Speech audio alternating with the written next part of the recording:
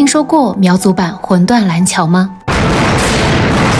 那个他走进了战火里，再也没有回来，给他留下的是无尽孤独的思念。之前我讲过司仪和英雄陶绍文魂断蓝桥般的剧恋故事。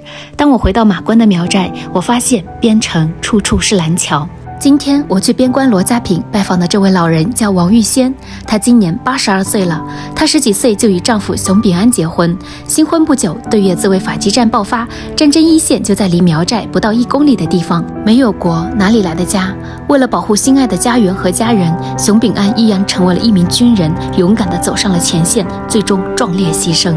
或许是记住了熊秉安离家前的那句叮嘱：等我回来。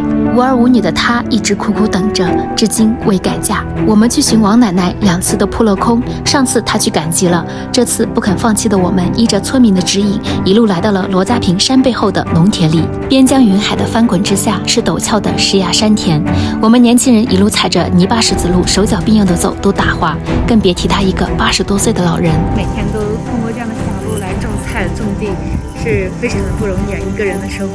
走在他经常耕耘走过的小道上，看着打理的井井有条、含翠欲滴的菜园，我不禁敬佩这位老人的勤奋聪慧。爬遍半山，满身大汗，还是遗憾没有遇见王奶奶。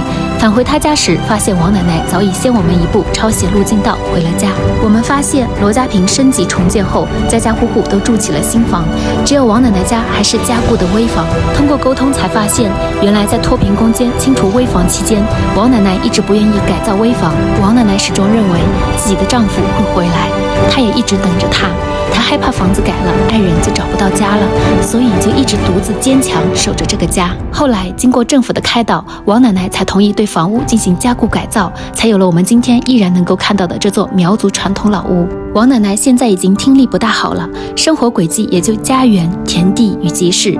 罗家坪的村里有什么活动，都会照顾的叫上她这个独居老人。我们心疼她，也替她庆幸，她活在了只有自己一种执念的小世界，不用听外界嘈杂的声音，因为在她的世界里，那个她没有死。她会循着回家的路，回到那间温暖的小屋，有一个叫王玉仙的苗子姑娘在等她。